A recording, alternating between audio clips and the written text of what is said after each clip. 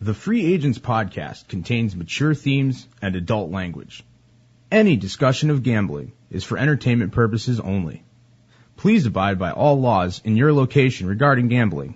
This should be our intro. Can we start?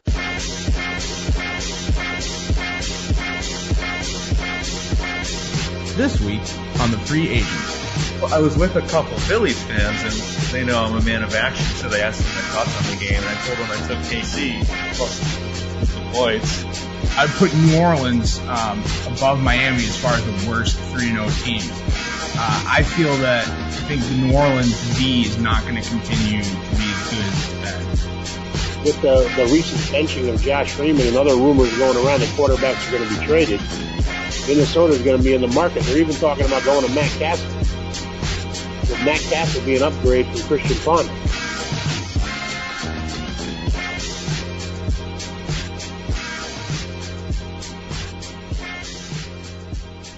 Welcome to the Free Agent Sports Podcast. I'm your host, Joe Smarge. Joining me in studio this week, Frenchy the Greek. Frenchy, how are you this week?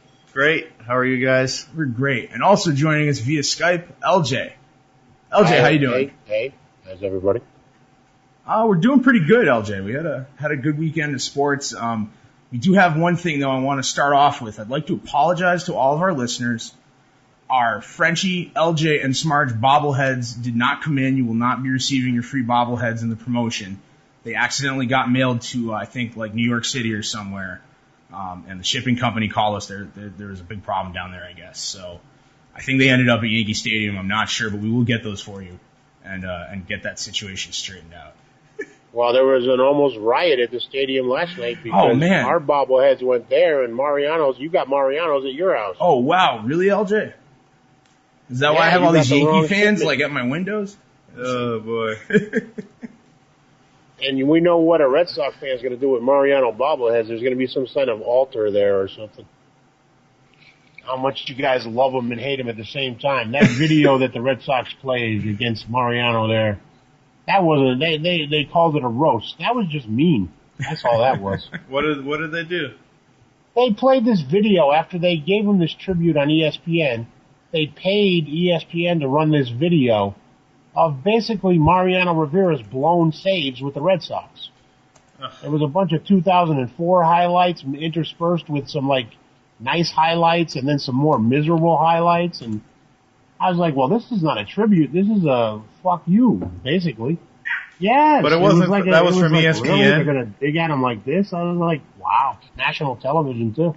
Yeah, he doesn't deserve that. He's Mo's a good guy. I'll admit that as a Red Sox fan. My favorite tribute to him was the Minnesota Twins with their broken bat chair. They made a chair out of the broken bats Rivera had broken in Minnesota. I just can't believe all these grown-ups in New York City want to riot over these bobbleheads. That's what I don't get. He's Mariano Rivera. Yeah, I know, but how much are they really going to be worth someday, really? Oh, you know how people are with collectibles. Everybody thinks they're going to cash in on the lottery. That's the lottery mentality. That's all that is. Everybody wants to cash in on the lottery. I bought some Red Sox promotional lunch boxes or giveaway for like milk company or something like that. I couldn't get even $1 for them on eBay. They must have gave away so many of those stupid lunch boxes that everyone had one in New England. So yeah, that stuff's just worthless. Collectibles stopped becoming collectibles like for value when everybody put a value on everything. Because then everybody was just hanging on to it. You weren't finding the box of cards with Babe Ruth's rookie card in it in your grandfather's or great-grandfather's attic. Yeah. You know, everybody was hanging on to their 20 Ricky Henderson rookie cards. Everybody was hanging on to all their Ken Griffey Jr. rookie cards. So the value of those rookie cards hasn't gone up. Because everybody has them. And you have to actually find someone to buy them. You can put a value on it, but you need to find someone that finds that it actually values that at that price. It's very we true. Got off on a tangent here. Yeah, we did. So let's get away from our baseball card collectibles. Let's move on to all the NFL action. We'll get right to all the odds here, and we have our Thursday night matchup. another seemingly lopsided matchup. But again, LJ, we got Thursday night, short week action here. I'm told you every week the Thursday night game is awful. This past week it was awful again. And it's going to be awful this week. You're not going to be able to figure out who's going to win or lose because both teams are going to suck because both teams just came off a beating and they barely recovered from the beating and they look up and they have to play each other. Take the under. I said this a few weeks ago. Every NFC West game when the two teams are playing themselves, just take the under. Yeah, when in doubt. And every Thursday night slam game, the under. French, take the under. Every Thursday night game is going to go under until Vegas adjusts for it. I'll tell you what, man. These teams, because the offenses can't put up the points. Last week I had to go to this fucking dinner thing. Not that I didn't want to go, but I had to go. It was with friends, that's all, and then not my girlfriend, just friends. It's like I was an eligible bachelor. Granted, I had my phone on the table the whole time, even when the waiter put the plate down. Right. He kind of nudged it aside as if get that off the table. This is kind of a nice place. So I'm like, dude, do you realize it's Thursday night football? Yeah. Do you understand? There's live action going on, dude. What world do you live in? Well, I was with a couple Phillies fans, and they know I'm a man of action, so they asked me my thoughts on the game, and I told them I took KC plus with the points. I think. Did you throw down ride the hype machine? Did you throw down the car keys, French? I'll put the car. I'll take KC all day. Just jam it. I tried. I got a Subaru here. I made a little bit. I made a couple of drinks at the bar on it, so that was worth it. But I'm thinking to myself, at least there'll be a TV at the bar. But no TV. No action. So I didn't really get to see anything till about midway through the third quarter. But like you said, Philly came out flat finally. I think it was due that their hype machine slowed down a bit. That was good to see. But I know what you mean. Again, it's with the Thursday game, short week. I mean, look what happened to the Patriots. The Patriots went from the short week against the Jets in the rain where they looked miserable to having proper rest, and then they looked great. So I'm waiting to see what the Eagles look like after 10 days off. That next game, when whoever they're playing after the 10 days off, who are they playing this week? Denver, and it's 10.5. I'd take Philly all day. Philly's going to be a different team this week. They're coming off a long rest. With that thought for us, it's I don't want any part of this aside of this game. It's 3 points for what? San Fran's a road favorite is a home team, and they're a home dog. Oh no, it's in St. Louis. And they played San Francisco tough last year, so it's in St. Louis. St. Louis is a home dog. Okay, at least San Fran's a home dog. I mean. Under. I mean, I'm tempted as hell to say St. Louis all day. I mean, they can win this game outright. I thought they were going to perform a lot better against the Cowboys last week, and they ended up getting walloped, but that defensive front was supposed to be solid, and they let DeMarco Murray run all over him. So that's something I'd be concerned with approaching this game, but do you think they get that under wraps? I think Dallas's offensive line is a lot better than the rest of the NFL knows. That's true.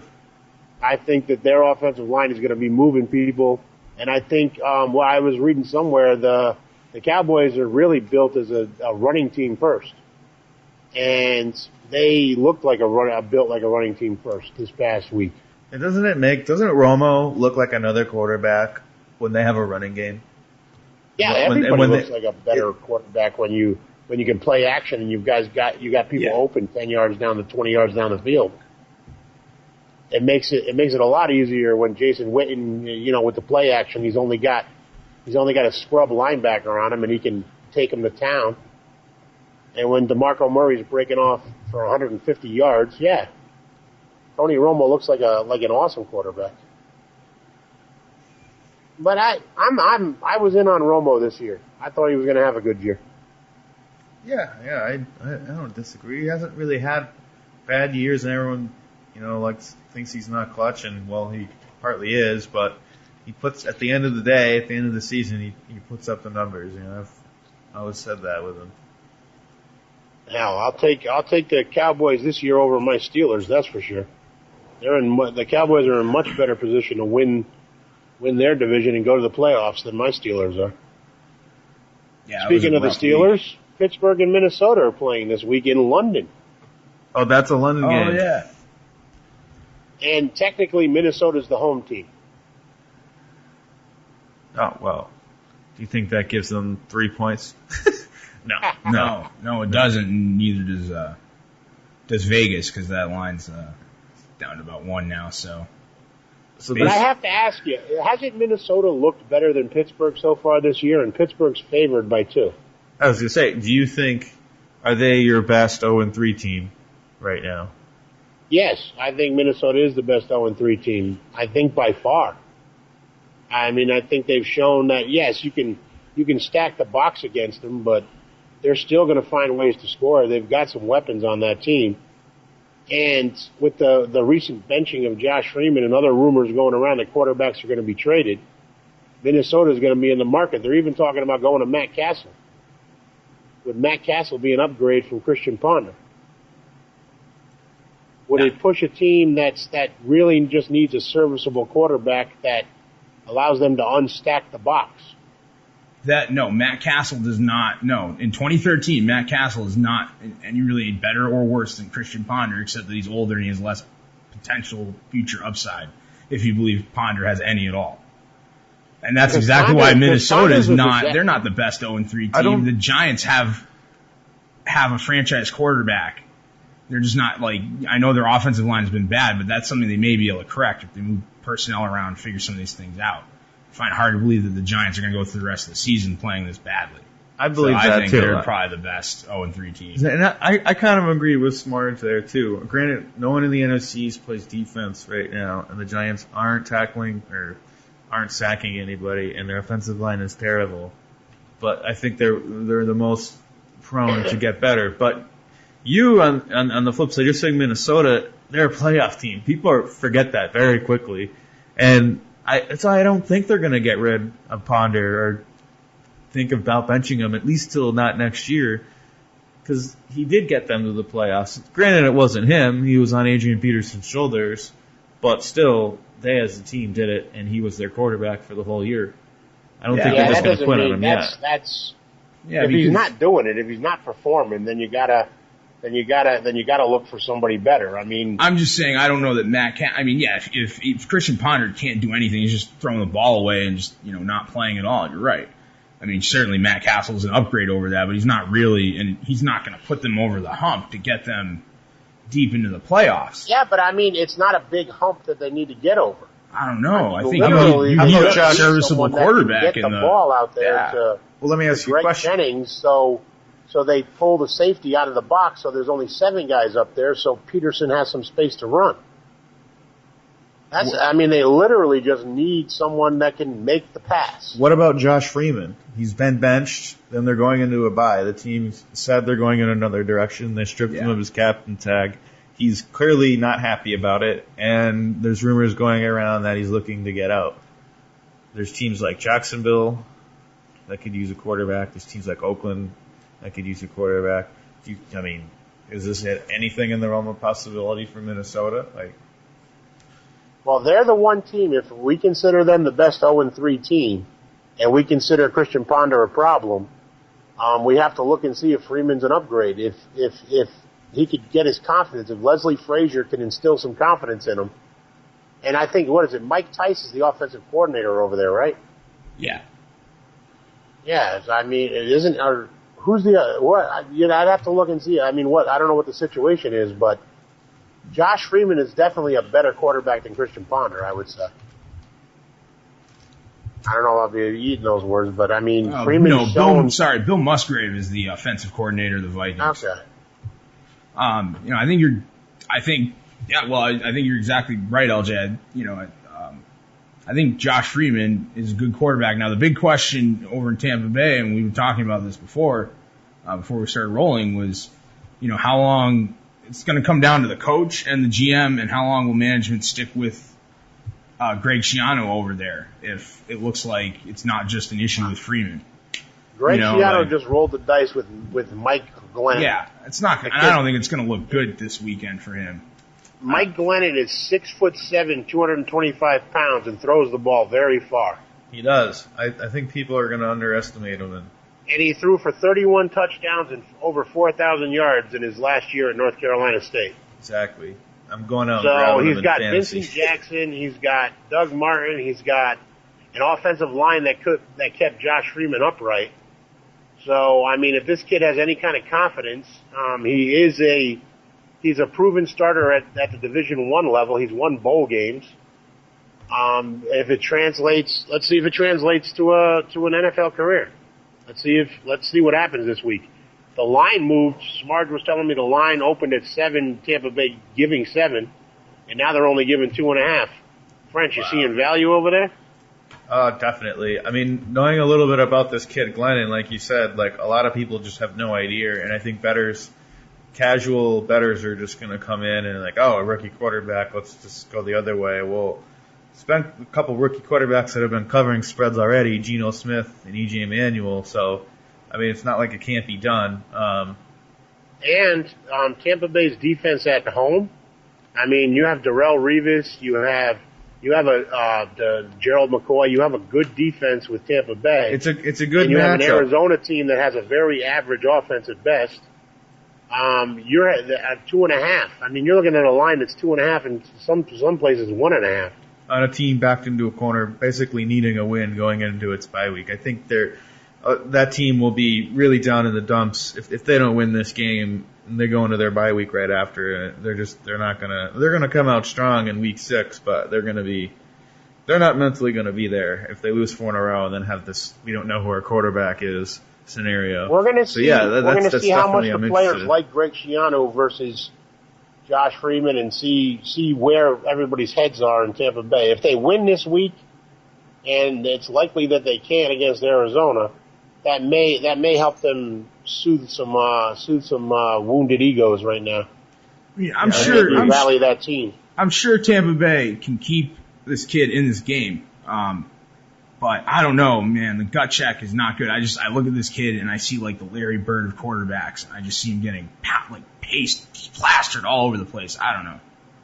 It could get ugly. It's not, the Arizona secondary is pretty good, and they put some pressure on quarterbacts. So they've only got 5 sacks this year, Arizona. So I'm not completely sold yet on their defense. Tampa's been playing it's Patrick Peterson, and the Honey Badger now is taking over the starting spot on the other side. And it's a good defensive secondary, and Mike Williams is hurt for Tampa Bay this week. He's questionable.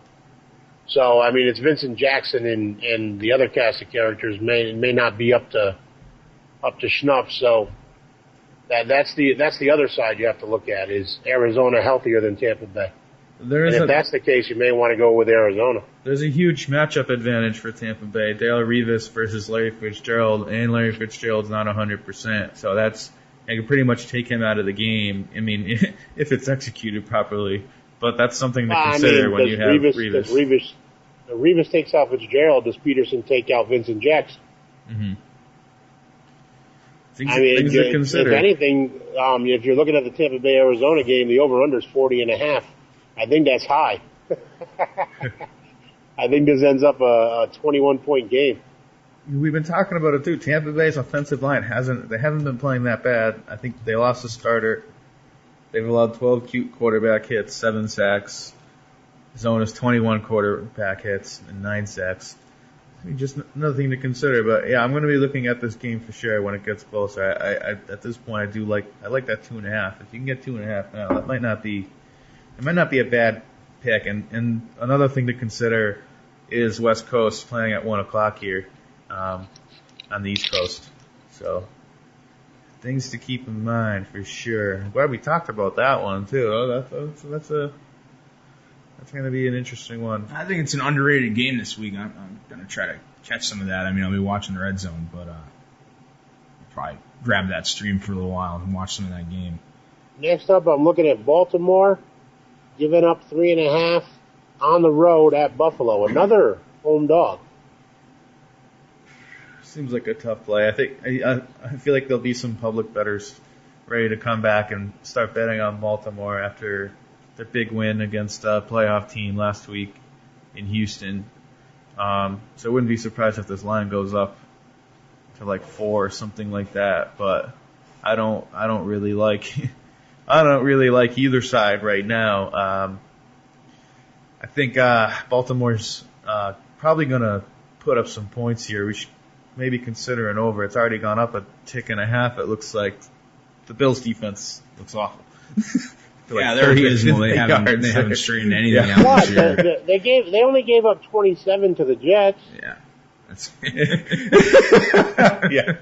When you're giving up that many points to the Jets, that raised warning flags. Yeah, I know. That's Geno Smith threw for 331 yards.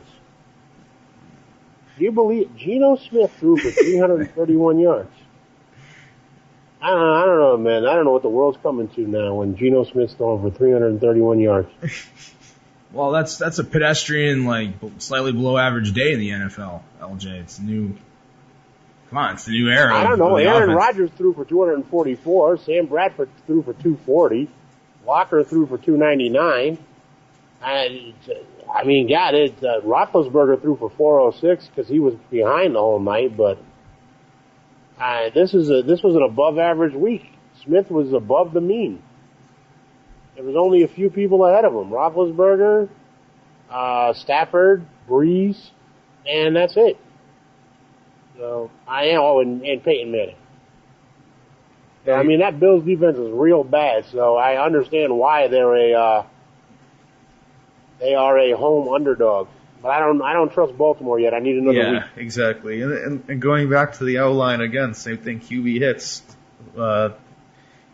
25 given up by the Bills. Good for second worst in the league. And that's there you go. E.J. Manuel better run. Yeah, keep running, buddy. Run. Elmas Doomerville's coming for you.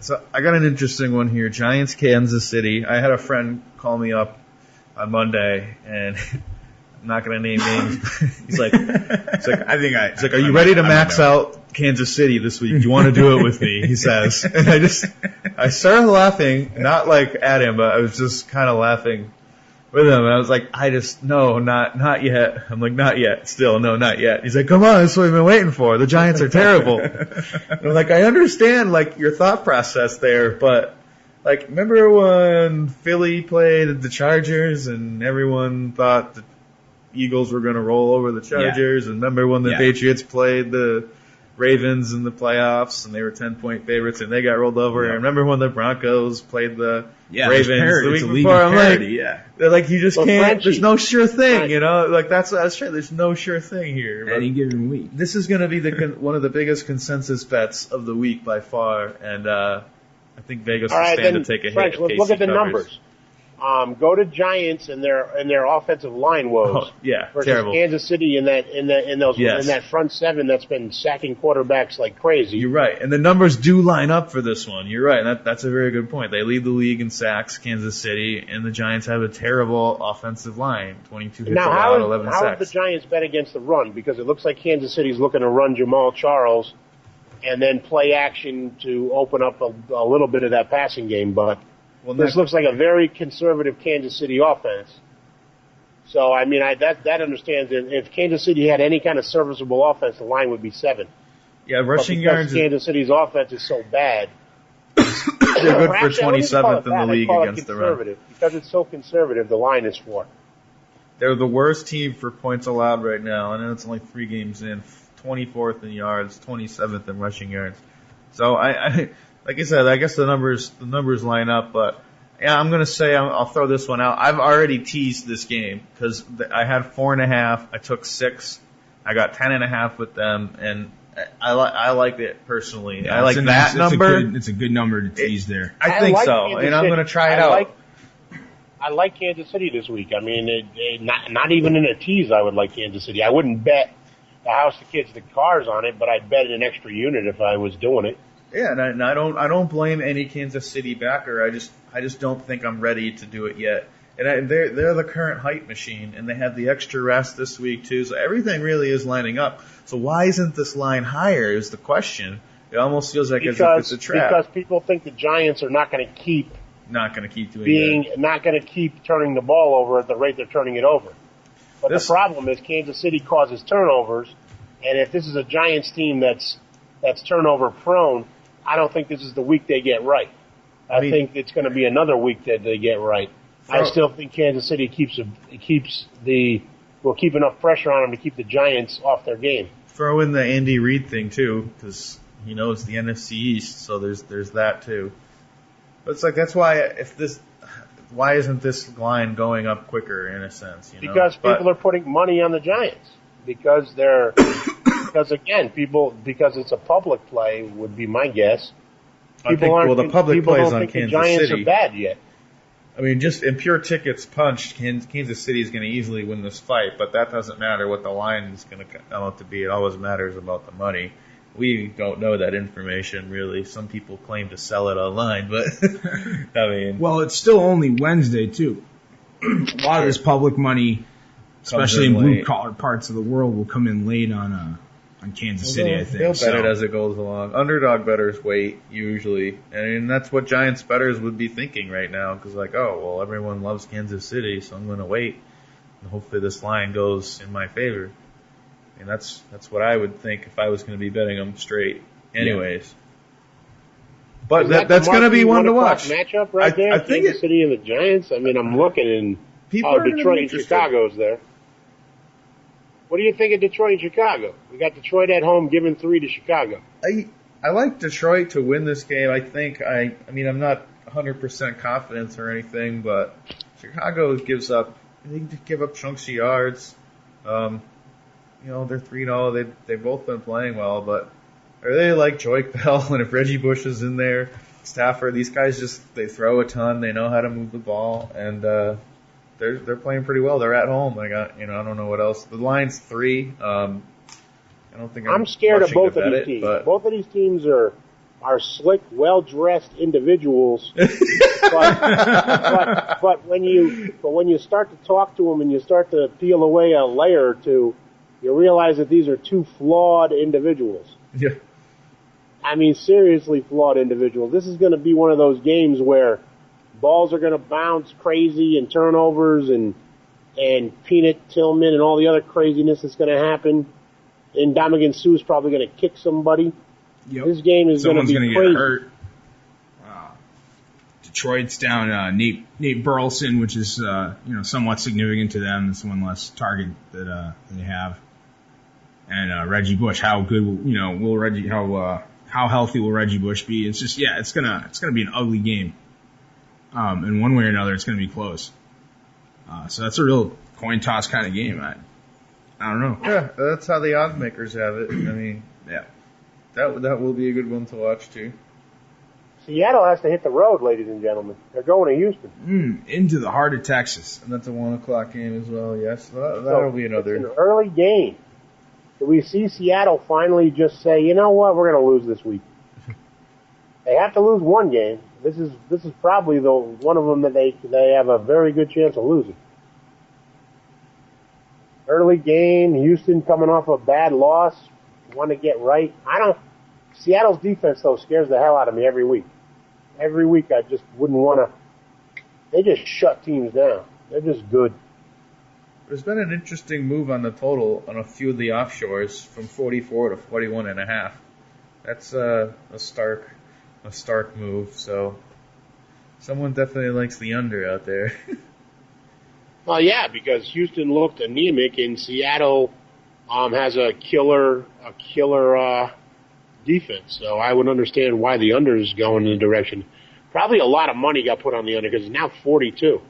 Houston's defense has been underperforming compared to what they did last year thus far, but it's still early, so things should round out. But Seattle doesn't look like they missed a step. 27 points allowed. Granted, they had a game against the Jaguars, but if everyone got to play the Jaguars once, that would help everyone's points allowed. Oh God! Speaking of the Jaguars, they're playing Indianapolis at home. Speaking of the Jaguars, I feel bad for the guy who had the system where I'm going to bet the Jaguars every week, which I was thinking about subscribing to, and in week one I did. I put the unit, but then I canceled it. I avoided it after that game. I was like, I don't think I'm going to do this. I don't think I have the stomach for it. I don't think I can handle this all year. That was a good call, French. It was, because I'd be down 3 full units now. I just don't think the guy factored in just how inept they were going to be. Just how hurt Maurice Jones-Drew was going to be, just how bad Chad Henne, Blake Gabbert, that monstrosity of a quarterback combination is. Cecil Shorts, everybody, Cecil Shorts is a sleeper. Yeah, I think he's still sleeping. Cecil Shorts is not a sleeper. He's still asleep. I don't know if he's ever going to wake up this year. They're good for the worst point differential in the league at -64. The Giants not too far behind at -61. So I swear to God, bad. Seattle just let him score last week just because they were feeling bad. Yeah. They were like, all right, let him get a touchdown. And they're like, what are these? Look at these college jerseys they're wearing. Did you notice that? Because they they're were a wearing college this team. week? They're getting treated like a college team, so they might as well look like one. That helmet just wasn't right. So the line on this game is 9.5. There's a lot of Survivor leagues. This is a big Survivor league pick here, and I think it's going to be mine. I'm not sure yet. I hate betting road teams, but it's definitely one to consider. Is it a good week to burn Indianapolis? I mean, anybody that's it's a playing great week to Jacksonville, burn. you want to burn every week, right? I think so. Yeah. For me, Survivor pick? it's like Denver, really, is the only other one. I hate to use Denver too early. It's way too early for Denver, French. I really like Indy as your Survivor pick here. That's what I Because think they're a good team, but they're not good enough that when they get into some tougher games, if you wait too long, that's you're not gonna have to burn them. Some week it's gonna kill you. Like, Cincinnati's the other one I was thinking. In terms of spread, Indy's the biggest spread I think of the Indy's week a lot with for your Survivor Denver as well. Yeah, I think I'll end up going with Indy. Is anyone going to lay that road shot? You have to look at is it a good week to I mean, they're against Jacksonville. That's the best Indy's going to get this year, right? Yes. Yeah, I mean, people are going to come out and bet that game too. That Indianapolis game. That thing will get right to 10 points, flat even soon if it hasn't. So if anyone else wants to beat the 10-point spread, go bet it right now before that thing goes up. lock that in, yeah. Yeah, Andrew Luck's going to be putting on a passing clinic this week. And it's going to get ugly. Cincy Cleveland was another one, a possible survivor, but that was one that knocked out about 3 people in my league, people that took Minnesota last week, which I considered, but I wasn't about to jump on that. And like we were saying earlier about the sure thing, like I had other friends like, oh, Minnesota, what's the spread? What's the line on that game? Like, 7 up from 4. Oh yeah, that's money right there. Like, is it? Is it? Are you sure about that? And, everybody and their mother was against the Browns last week, except for when Bill Simmons wrote his weekly column, and he came up with he's got his Ewing theory. When a team gets rid of a star player, they rally around and try and win the game when they lose their star player. So Richardson's gone, and Whedon's bench, so they had the whole, all right, we're going to rally around and win. This is the week Cleveland gets blown out. If you're looking for a game that's going to be very interesting to bet, it'd be Cincinnati. This is where I would throw some extra money. And 4, I think you got to Cleveland lay regresses 4. back to being a bad team after having that one really, rally around the team week. Looks like we opened at 5.5, and it's down to 4.5, 4. So that's an interesting move right off the bat to begin with. The bettors jumped on Cleveland early. I still, would lean Cincinnati there, definitely. I'm a man of value this year. 4 is tough for me. I would like 3 a lot better, but gonna be something to be given some more thought. And let me just say, I'm on board the Giovanni Bernard bandwagon. I think the law firm's going to be an afterthought by the end of the year. I think Bernard gets about 80% of the carries from here on out. His workload's steadily gotten bigger, and I think, like we were talking about this earlier, because Smarge owns the firm, and I have Giovanni in our league. But I don't feel the firm is as valuable as a handcuff, unless Giovanni gets injured. Than some other guys are, where you just don't know what the time share will be. But the firm is still going to get his carries, but he hasn't really done anything huge yet. I know they have some scores. They've been giving it to him on the goal line. They've been giving it to both of them on the goal line. But the firm is just not exciting at all. And you watch this kid Bernard run, and it's I think the team knows they're going to have to get this guy involved more if they want to keep winning games, and I think that's what they're going to realize here.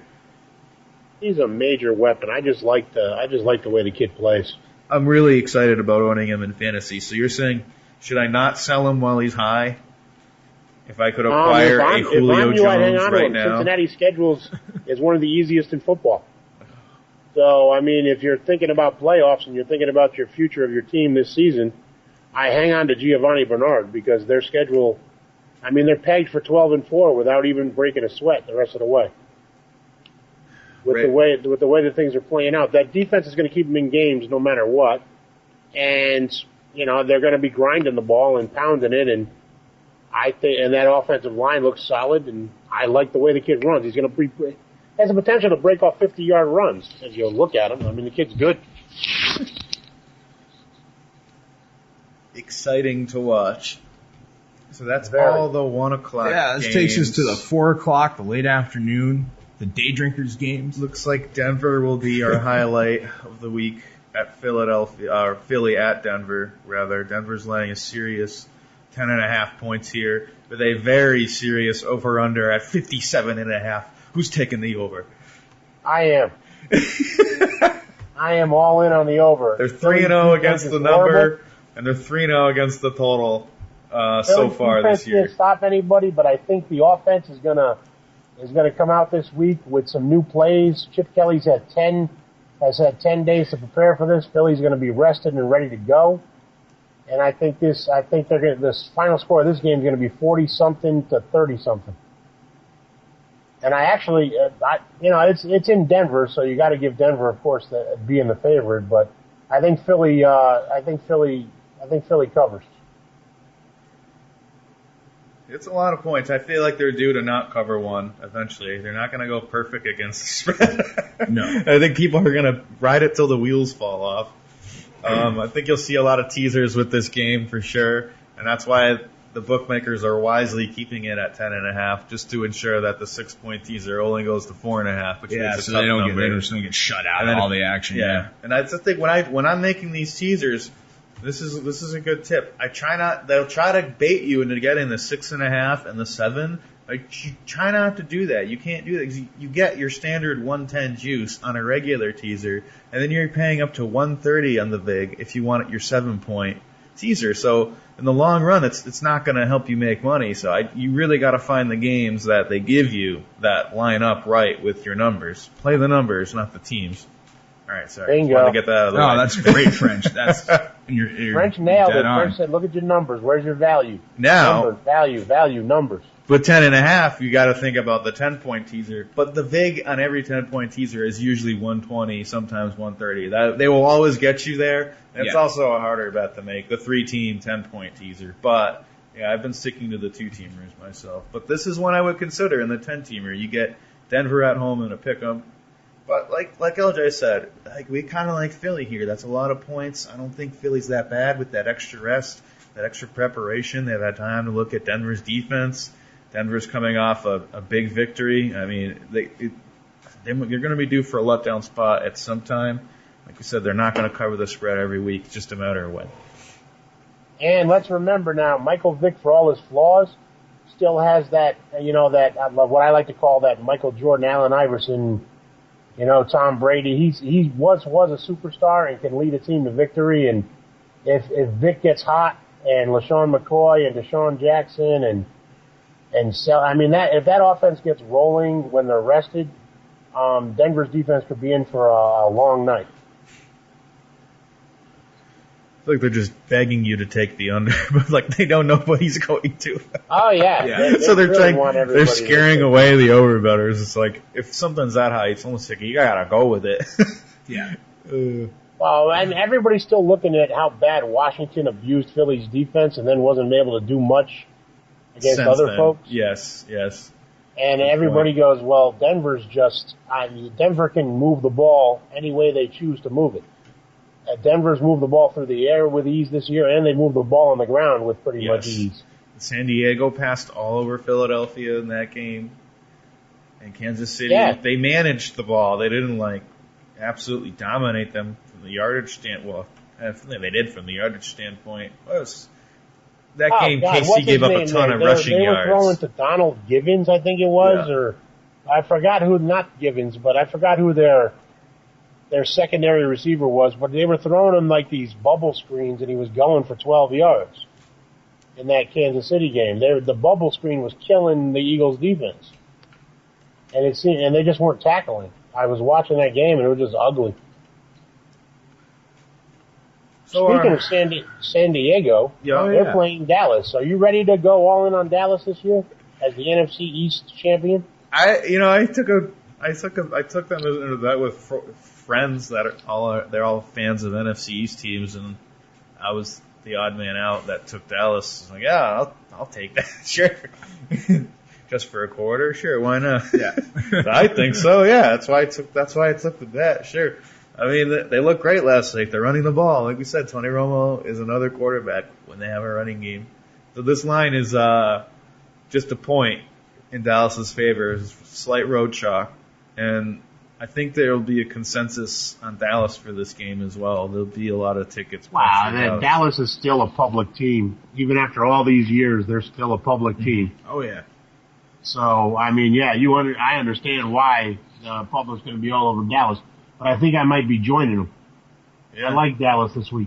I don't think San Diego's that good yet. You know, if you like value, this is good value for you now. Well, how is San Diego against the run then? Because if Dallas is really, they're most effective when they're able to play as a running team. What's the... French, let's go to the offensive line stats, actually. I'm curious about Dallas' offensive line stats. Dallas' offensive line has done very well. They've only allowed 10 quarterback hits, and they're tied for second in the league in that, and they've given up 6 sacks, which is good for, I believe, tied for fifth with 6 sacks. All right, so their offensive line has been solid. How about San Diego's offensive line, actually? Just curious. San Diego is right next to Dallas, actually. It's so close I didn't see him. 8 quarterback hits allowed, 5 sacks allowed, so slightly performing better than Dallas, and that's one to think about. Definitely, that's part of the reason for their early success thus far with the Chargers, and they have looked better. They've been scoring. Yeah, they're still not winning though. I mean, they're still 1-2, but I mean, they've allowed more. They've allowed 81 points and given up 78. So it's encouraging though that the offensive line is doing it. So now Rivers, he can't blame them at least. No, their running game though is still just abysmal. Their running game is non-existent. It's kind of one of them shambles things. Eddie Royal's emerging, and I think Michael Floyd.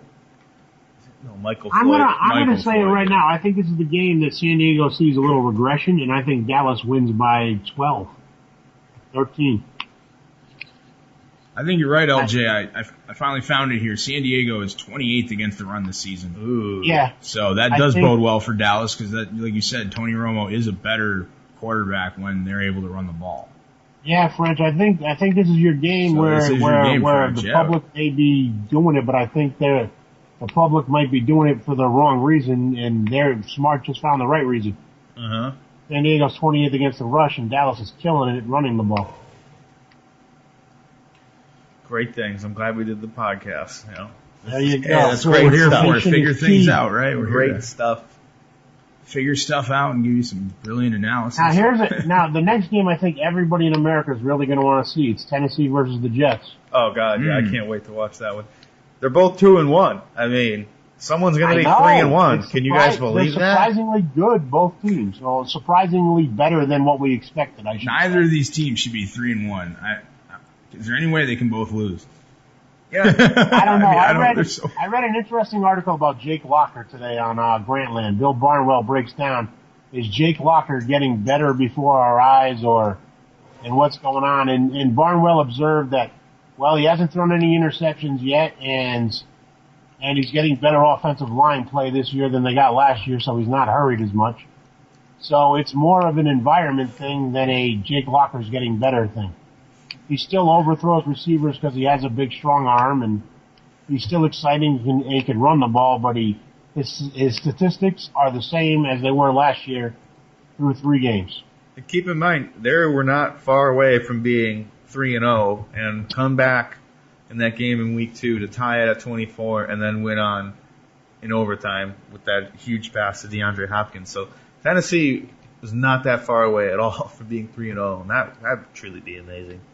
Well, that NFC South is just a weird division. Houston's not a top tier team anymore. Yes, I agree. Indianapolis has not reached the top tier yet, and Tennessee is not even a second tier team yet, but they're bumping their heads against the second tier right now.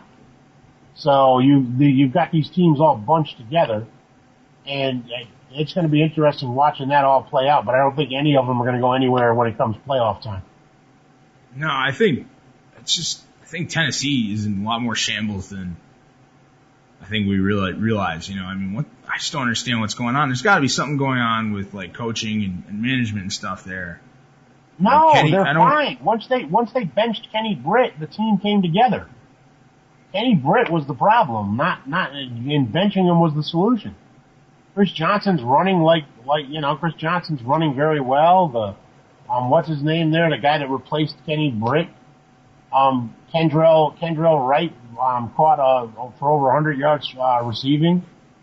I mean, this team has weapons on it. I mean, Locker has a big, strong arm. I mean, they're one of those teams that could be the surprise and win the division this year. I don't think there's issues. I think this team is poised to contend for the division title. Wow, it's an interesting take, LJ. We'll see. Yeah. Do you think they can beat the Jets? Well, Houston's not good. I mean, Houston's not good. Agree. No, I agree with that. Indianapolis is not great. They're not there yet. They have holes on defense a mile wide. And Tennessee plays a nice conservative run game, and they've got a quarterback that, if he's not throwing interceptions like he has the first 3 weeks of the season, if he can manage games, they can win 10 games and win the division. That's my thinking. Well, we'll have to monitor this take, and I'd like to hear that angle. Would you say that was a Bill Simmons? The Tennessee angle? Yeah. No, that was an LJ Bill original. Barnwell. Bill Barnwell over there on Grantland. Right.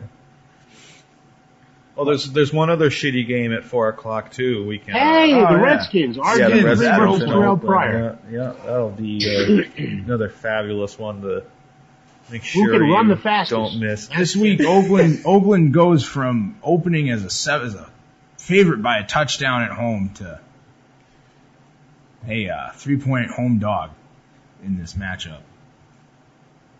Obviously, some money came in here. But yeah, was somebody announced as injured for Oakland or something? Did Darren McFadden trip over a leaf in practice or something? I think Oakland's just injured. I think they're just. Yeah, I absolutely no lean on this game at all. It's terrible. Oakland's offensive line hasn't been playing that bad. Washington is a joke until they're not a joke anymore. I'm gonna ignore them. Yeah. But like I was telling Smarge, I think everybody who is interested in a coaching job in the NFL, the Bill Cowers of the world, and anybody else in college, they are watching. They're keeping an eye on this Redskins situation because Mike Shanahan and RG3 are not getting along. I mean, Skip Bayless was talking about it on his show, and once it starts infesting at the national level, and the DC press is pretty brutal because they've got a lot of, they got more than one newspaper around there.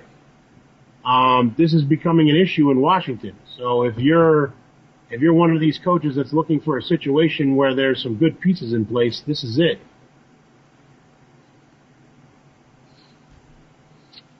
That's all I gotta say.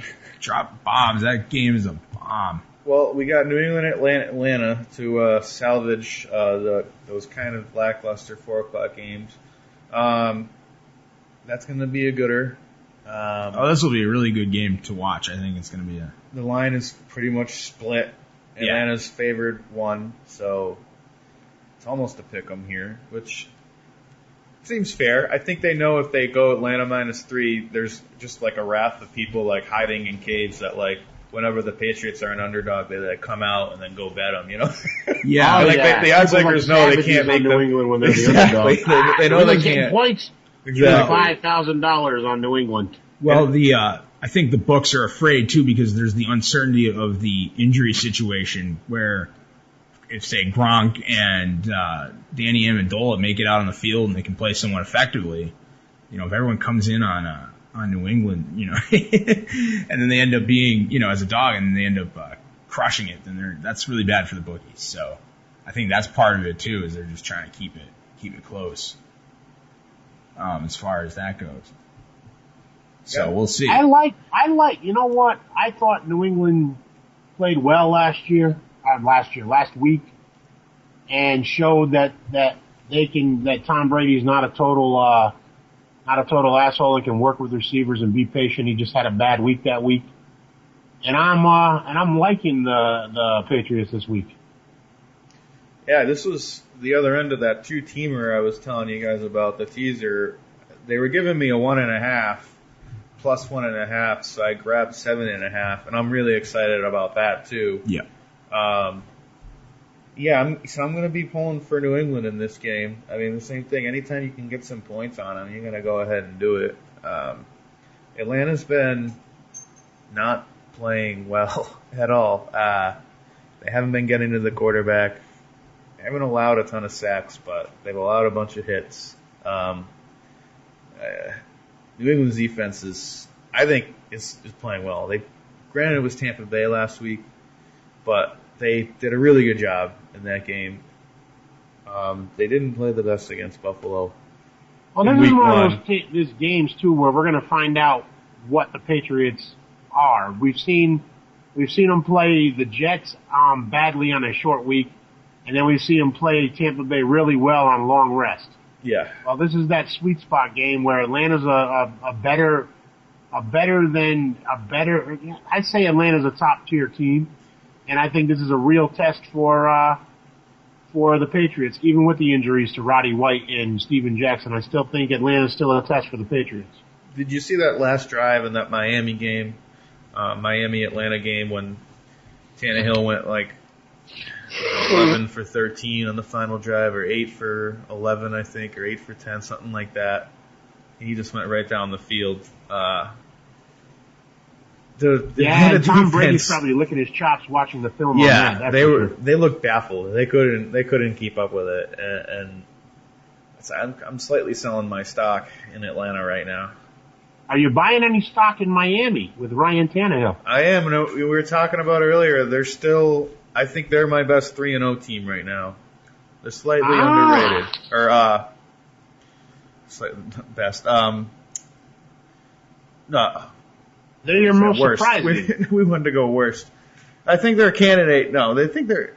I said that completely wrong. I had to edit that. We're going to cut that. As the best 3-0 team, that wouldn't make any sense because there's Seattle and Denver. No, I had on a list for the worst 3-0 team: Miami, the Bears, or I've seen someone might say the Patriots because they've been underperforming, but I don't think they're the worst 3-0 team. I think it's between the Fish and the Bears at this point, and I don't think I'm not saying the Fish are great. I like them. The Bears have been the luckier 3-0 team. I don't know if that makes them the worst one, but it definitely. They've been creating the turnovers. I don't know. I think it's too early to judge best. I think there's a lot of factors that come in. We got a small sample size to judge best. I like to say Miami's got the better potential than the Bears do. I like Miami going forward as compared to the Bears. We can use that comparison. We can look at schedules. We can look at who they're gonna, and I like Miami going forward. I like that they get to play the Jets a couple times. I like that they get to play Buffalo again. New England's not as good as they were, so they could potentially beat New England in Miami. This is it's a Miami team that may have an easier path to the playoffs than the Bears do. Yeah, I gotta agree a bit with you there, LJ. I think Chicago, and actually, believe it or not, I put New Orleans above Miami as far as the worst 3-0 teams. I think the New Orleans D is not going to continue to be as good as it's been. They've been playing good. I think they're playing over their heads. And they have some injuries that they're not going to be able to fill in over the long term. So but we've got a great matchup this week, so we'll find out. They're going to play Miami, so we'll see. But I honestly think Miami's better than New Orleans. I think that New Orleans is a team that is due to take some losses here. going forward. So we'll see. That's an interesting line, 6.5 too. That See New any Orleans value with home, Miami? at home line right there. Yeah, it's tough to play there. It's It's an interesting Monday night game they gave us there. I guess the interdivision game. I think they do those probably earlier in the season. They thought that this was going to be a bad game, and Miami's been better, so we're actually getting a good Monday night game for the first time this year, I think. Yeah, it'll be a good one to watch. I'm actually, this is the big test for Miami right here. This is their are they legit or not test right here. It is. I think if they lose, they're not going home with we're a bad team. It depends on how they lose too. Yeah, I mean, if New Orleans comes in and abuses them and beats them handily, then they're going to feel that win. But if it's if they take a loss because Drew Brees went off, then that's a whole different story. If they get beat versus beating themselves type of situation. So what do you think about all this Alden Brown stuff since they're playing tomorrow? Do you think this is going to affect anything with this team? Alden Smith in the immediate long run forever. Yeah, Alden Smith. Yeah. I don't think the guy should have played. I mean, it's kind of ridiculous that the team said, "Well, we need you to play," and it's that whole frigging bravado thing where you're going to do it for the team and and then you get him out there and he really didn't do anything. He wasn't a factor one way or the other in the game.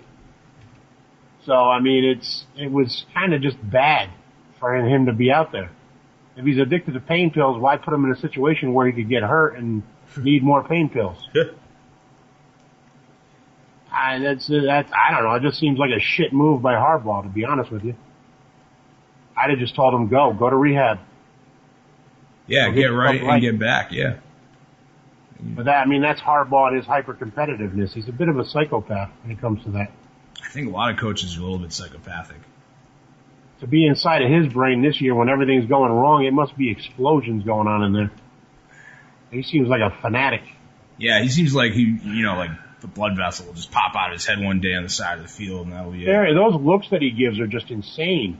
and his loathing for Pete Carroll is just is wow. I understand that he out-dueled you in USC because he had more alumni support and money to play with, but Jesus, don't hold a grudge that long. Don't get that mad at Pete Carroll. I know he's a little annoying with his hippie stuff, but damn. They are like polar opposites. It's like watching a Republican beat up a hippie when it's Harbaugh versus Carroll. That's what it reminds me of. It reminds me of like the 1968 Democratic Convention. Well, I think we've pretty much covered everything. We're when I'm starting making 68 Democratic Convention. Yeah, when we get off on a political tangent, that might be a good spot to pick the show up and rejoin you next week. So thanks everybody for listening, and check us out on Facebook and Twitter. Be sure to subscribe to us on iTunes or on your Android device. You can do that too, or your favorite feed readers. Just subscribe right off our website. We got all the links right up there. freeagentspodcast.com. And I think that'll do it. So thanks for listening, and have a good one. Take care,